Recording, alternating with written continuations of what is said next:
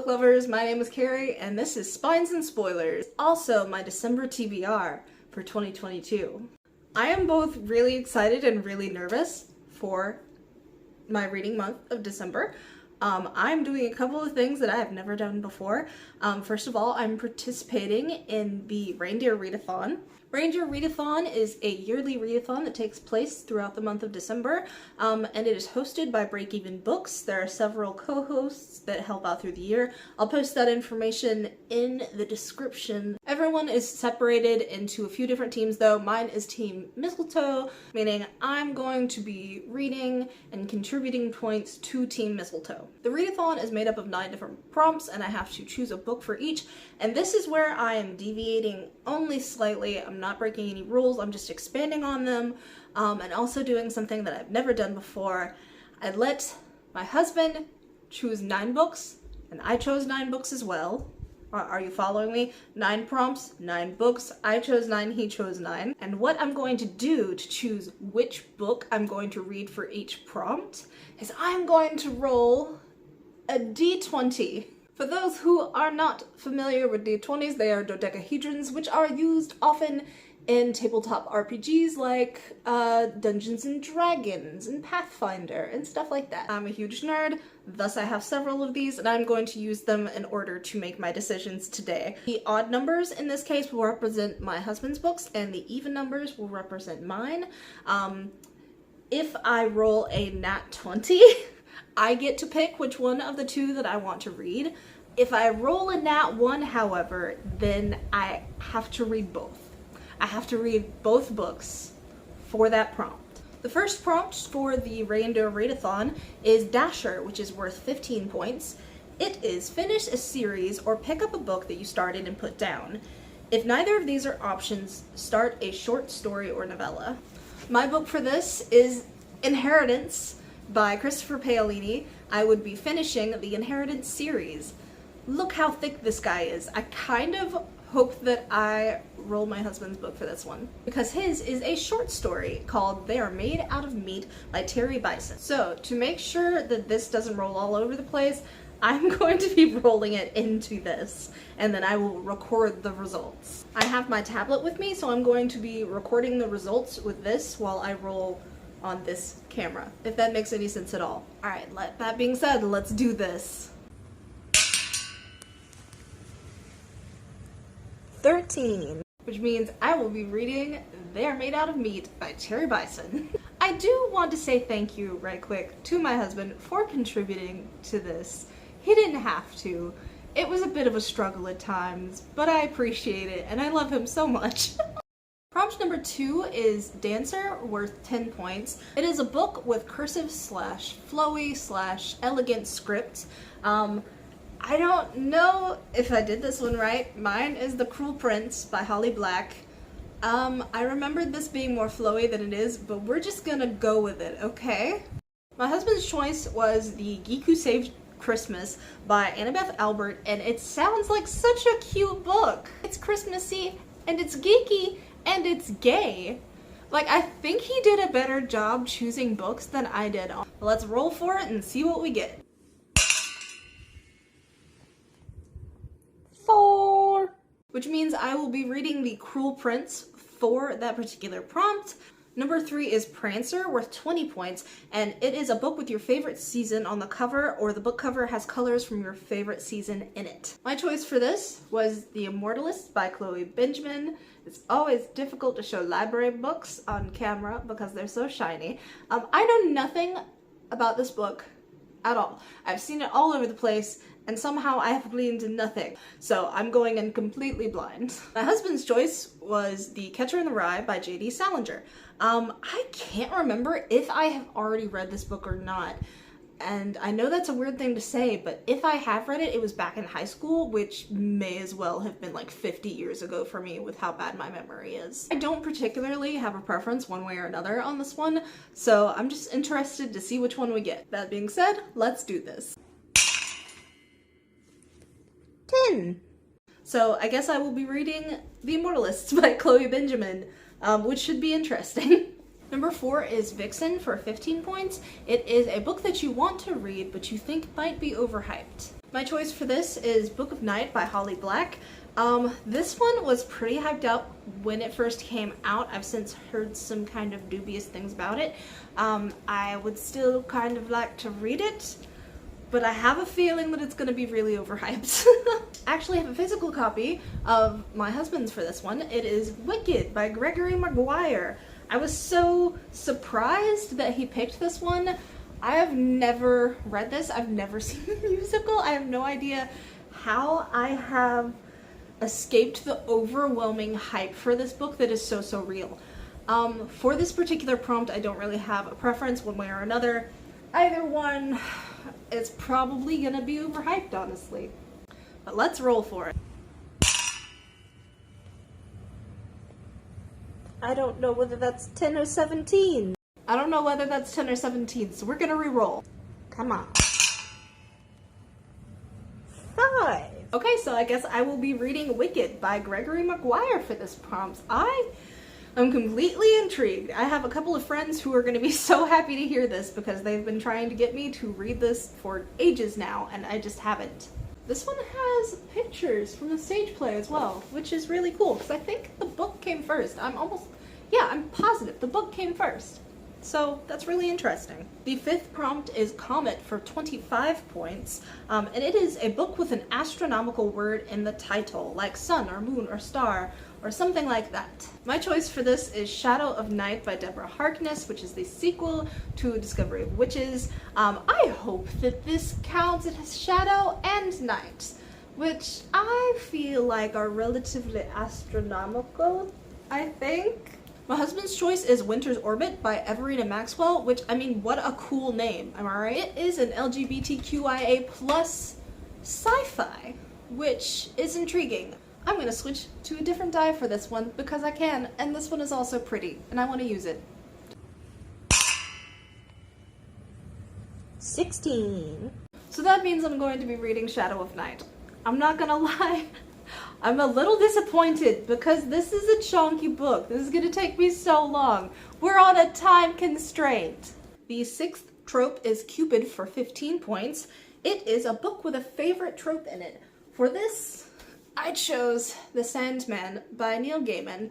I believe that I have all of these at this point. At any rate, I'll be reading all of the ones that we have if I draw this one. I just didn't want to pull them all out because it's a whole pain to hold them all at once. I'm just going based on hearsay with this one, but I've heard that it has a badass bookworm in it, which I love. My husband's pick for this is Symptoms of Being Human by Jeff Garvin. I don't know a lot about this book either, but apparently it has the hate sink trope. At this moment in time, I've rolled 3 of my books and 2 of his, so I'm kind of hoping that I'll get one of his for this one so it won't be completely uneven. 13 again? That's odd though, so I will be reading Symptoms of Being Human by Jeff Garvin. The 7th prompt is Donner for 20 points. It is a book that you want to read but are not a fan of the cover. My choice for this is Lock Every Door by Riley Sager. I'm intrigued by Riley Sager's books at this point, and this sounded like an interesting premise. However, I just don't like the cover. It's so plain and like sickeningly pink. I have nothing against pink, but it's like sickeningly pink. I just don't like the color palette or the lettering. I'm not feeling it at all. My husband's choice for this one is one that I honestly do not want to read, and it's the only one that I feel this viscerally about. It's called Hausfrau by Jill Alexander Esmom, and from the description and from the cover, it looks like it might be erotica or just a heavily sex-based book.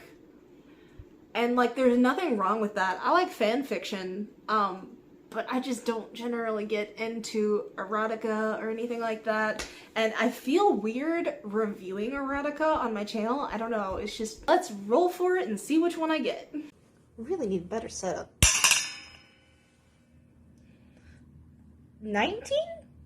Damn it. Okay, so I'm reading Hausfrau. Thanks, babe. Number 8 is Blitzen for 20 points. This was a difficult one. It is use a random number generator to find a number between 0 and 9 and find a book that ends in that page number. I rolled an 8. I then went through all of the books on the shelf behind me and all of the ones that I have on my other shelves, and guess what? The only one that ends in 8 is The Diviners by Libba Bray. The last time I tried to read this book, it put me in a huge reading slump. So I kind of hope that I don't get this one. My husband's choice for this one is one that I'm interested in. It is one of the few Edgar Allan Poe works that I haven't read. It is the narrative of Arthur Gordon Pym of Nantucket. It's the only novel that he wrote. So I'm kind of hoping that I get that one, but also kind of not, because that would make it unequal. But, you know, conflicting feelings here. We'll see. Either way, let's roll. There's a lot writing on this one because I do not want to read The Diviners again.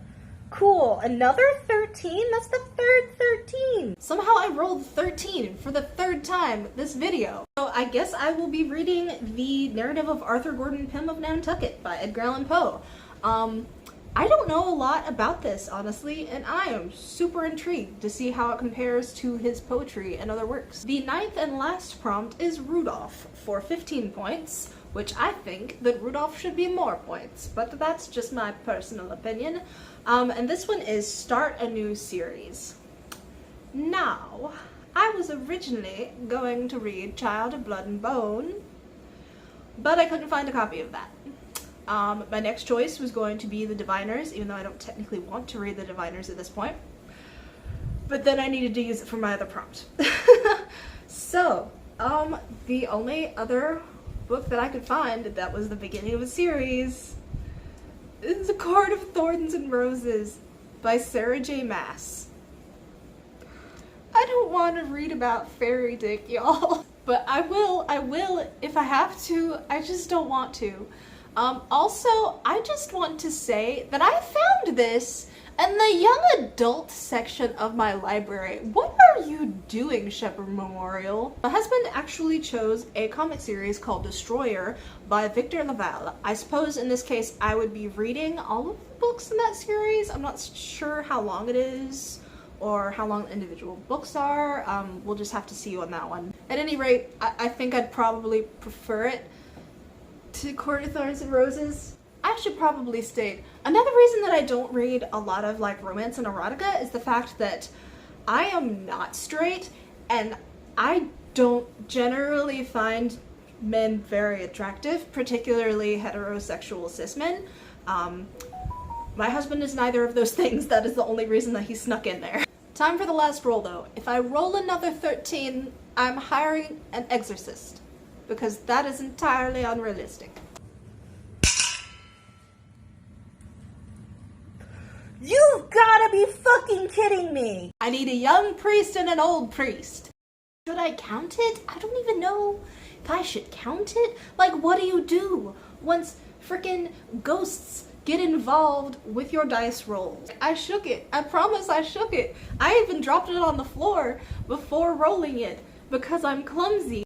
Anyway, I guess I'm reading Destroyer by Victor Laval, which is definitely a huge relief, even if I'm very confused about how that roll happened. Like, what are the odds that I would roll 13 4 times? 4 times. I rolled that die 9 different times, and of those 9 times, I got 13 4. I legitimately need someone to post down in the comments, like, what the actual likelihood of that is, because that is wild. That means that I can return these 3 books to the library, though, theoretically, if I don't decide to read them anyway. I don't think I will.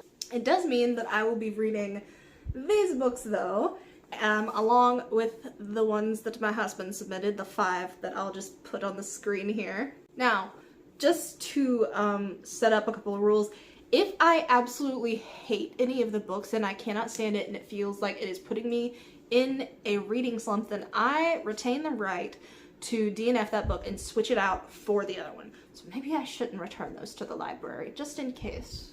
I will try to include some of the information about the Reindeer Readathon, though, in the description so that you can maybe follow along as well if you want to.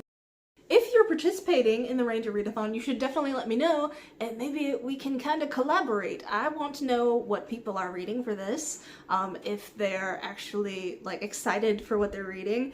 Did anyone try anything like this system that I just used? That concludes my TBR video for December though. It's an interesting collection of books I'm going to be reading. Let me tell you, I am both excited and hesitant about this.